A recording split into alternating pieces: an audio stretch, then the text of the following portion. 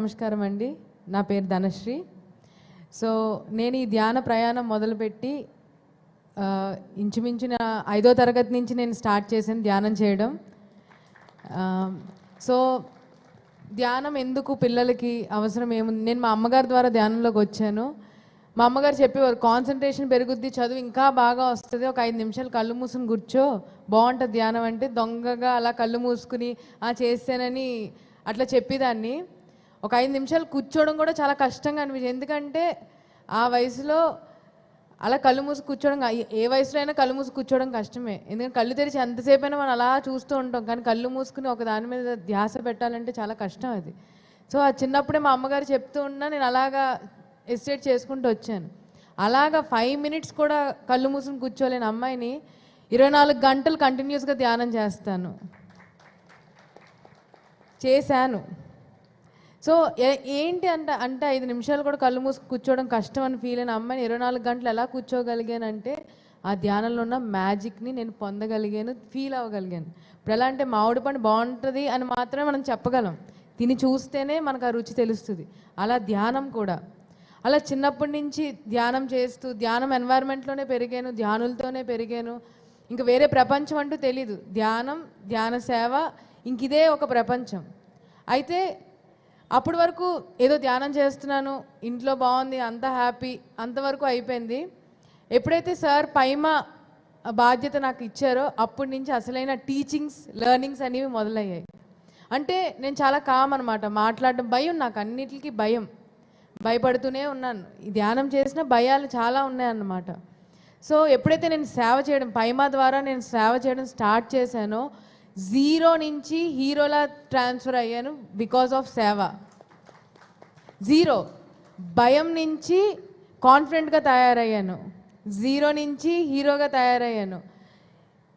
Ego నుంచి unconditional love ఇవ్వగలిగేలా తయారయ్యాను. ఎలా సాధ్యం అయ్యింది అంటే ధ్యానం చేస్తూనే ధ్యానంతో పాటు సరైన అవగాహన, ఇంప్లిమెంటేషన్. సేవ అంటే ఏంటి, నిస్వార్థమైన సేవలో మళ్ళీ నిస్వార్థమైన సేవ అంటే ఏంటి, ఇవన్నీ కూడా పైమా ద్వారా నేను ఎంతో నేర్చుకున్నాను. ఈరోజు నాకు మైక్ పట్టుకుంటే షివరింగ్ వస్తుంది, నాకు భయం మైక్ అంటే. అలాంటిది ఈరోజు యాంకరింగ్ చేయగలుగుతున్నాను అండ్ మీతో ఎంత ఫ్రీగా మాట్లాడగలుగుతున్నానంటే కేవలం ధ్యానం ద్వారానే. అలానే కెరియర్లో కూడా ఏ రోజు కూడా కష్టపడలేదు, ఏ రోజు చాలా సింపుల్గా. ఇప్పుడు చూడండి, మనం ఒక 50 అంతస్తుల బిల్డింగ్ ఎక్కాలనుకోండి, మీకు చాలా చాయిసెస్ ఉంటాయి. మెట్లెక్కి వెళ్ళొచ్చు, పాక్కుంటూ వెళ్ళొచ్చు, లిఫ్ట్ మార్గంలో కూడా వెళ్ళొచ్చు. ధ్యాన మార్గం ఎలాంటిది అంటే లిఫ్ట్ మార్గం లాంటిది అనమాట. మీ గోల్స్ రీచ్ అవ్వాలి అంటే మీరు కష్టపడైనా చేయొచ్చు, ఇష్టపడైనా చేయొచ్చు, కానీ ఈజీగా మనకి చక్కగా స్వామికార్యం, స్వకార్యం రెండు బ్యాలెన్స్ చేసుకుని ముందుకు వెళ్ళాలి అంటే కేవలం ధ్యాన మార్గమే ఒక్కటే ఉంది మన జీవితంలో. ఎంత ధ్యానం చేస్తామో, ఎంత ఆధ్యాత్మికంగా ఎదుగుతామో మన లైఫ్ అంత సింప్లిఫై అయిపోతుంది, అంత బ్యూటిఫుల్గా, అంత ఎన్హాన్స్డ్గా అవుతుంది. ఇది నేను విన్న జ్ఞానం కాదు, ఇది నా అనుభవ జ్ఞానం. గత 16 సంవత్సరాలుగా నేను ధ్యానం చేస్తూ నా అనుభవంతో నేను చెప్తున్నాను ఈ మాట. సో ప్రతి ఒక్కళ్ళు కూడా పిల్లలకి తల్లిదండ్రులు ఏమి ఇవ్వాలనుకుంటారండి?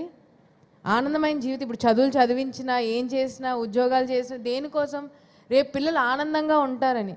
కానీ ఒకటి గుర్తుపెట్టుకుని, వాళ్ళ బ్యాంక్ అకౌంట్లో ₹1,00,00,000 ఉండి వాళ్ళు ఏడుస్తూ కూర్చుంటే మీకు ఆనందం వస్తుందా? లేదు కదా. 1,00,00,000 ఉన్నా లేకపోయినా, సున్నాలో ఉన్నా సరే ఆనందంగా జీవించడం బతుకు. సొసైటీలో ఆనందంగా జీవించాలి, కాన్ఫిడెంట్గా ఉండాలని నేర్పించే మార్గమే ఈ ధ్యాన మార్గం. ప్రతి పేరెంట్స్ కూడా ఏదైనా పిల్లలకి ఇవ్వాలి అనుకుంటే డెఫినెట్గా వాళ్ళని ధ్యాన మార్గంలోకి తీసుకురండి. మీరు అంతకు మించి ఎన్ని ఇచ్చినా సరే అది తాత్కాలికమే, ఇది మాత్రం ఎప్పుడు ఉండేదే. ధ్యానం వాళ్ళకి అనంతం ఉపయోగపడుతుంది, ఈ ఆధ్యాత్మిక మార్గం అనేది. సో ఈ రోజు నుంచి మీ ఇంట్లో, ఎందుకంటే మీరు పొందింది మీ పిల్లలకి ఇవ్వాలనుకుంటారు లేదా? మీ ఆస్తులు అవనివ్వండి, ఏదైనా అవనివ్వండి, ఇది వారసత్వం అవనివ్వండి, పిల్లలకి ఇవ్వాలనుకుంటారా లేదా? అన్నీ ఇచ్చినా ఇవ్వకపోయినా ఈ ధ్యాన మార్గాన్ని, ఆధ్యాత్మిక మార్గాన్ని వాళ్ళకి ఇస్తే ఖచ్చితంగా ఒక వివేకానందుని చూస్తాము, ఒక రమణ మహర్షిని చూస్తాము, ఒక పత్రిజీ లాంటి వాళ్ళని చూస్తాం మనం ఈ భూమి మీద. Thank you so much. Thank you ధన గురించి మనం ఒక విషయం తెలుసుకుంటే ధన అంటే ఏంటో అర్థమవుతుంది. ఓ రోజు పత్రి సార్ రాజమండ్రిలో ఉన్నారు. దివాన్జీ గారు వాళ్ళ ఫాదరు ఇక్కడే కూర్చుంది, వాళ్ళ మదర్ శైలజ మేడం. నేను ధనాన్ని చూసిన తర్వాతే నేను వెళ్తాను అని చెప్పారంట సారు. ఆ అమ్మాయి ఏమో స్కూల్కి పోయింది. వీళ్ళ డాడీ పోయి మా అమ్మాయిని పంపించండి, కొంచెం పని ఉందంటే ఆ స్కూల్ వాళ్ళు పంపించట్లేదంట. ఆయన వచ్చి చెప్పారంట పత్రి సార్కి, సార్ ఆ అమ్మాయి పంపించట్లేదు స్కూల్లో నుంచి, సో మీరు వెళ్ళిపోండి సార్, మీకు టైం అవుతుందంటే, నాకు అక్కడ నెక్స్ట్ ఏదైనా క్యాన్సిల్ అయినా పర్లేదు, నేను మాత్రం ఇక్కడే ఉంటా, అమ్మాయిని చూసిన తర్వాత నేను పోతానని చెప్పారంట సారు. లాస్ట్కు వాళ్ళ అమ్మమ్మ చచ్చిపోయిందని చెప్పేసి ఆ అమ్మాయిని స్కూల్లో నుంచి తీసుకొచ్చి పత్రి సార్కి చూపిస్తే షేక్ హ్యాండ్ ఇచ్చేసి వెళ్ళిపోయారంట సారు. అంటే ఈ మాస్టర్ని అంత చిన్న వయసులోనే ఐడెంటిఫై చేశారు పత్రి సారు. గట్టిగా చప్పట్లు కొడతాం పత్రి సార్కి. అండ్ నాలో ఇంత శక్తి ఉందని నాకు గుర్తు చేసి, నాకు తెలియని శక్తి నాలోనే ఉందని గుర్తు చేసింది నా గురువు గారు బ్రహ్మర్షి పితామహ పత్రిజీ గారు. నాకు తెలియదండి నేను ఇలా మాట్లాడగలను, నాకు తెలియదు ఇంతమందిని ఇన్స్పైర్ చేయగలను. కేవలం పత్రి సార్ నువ్వు చేయగలను.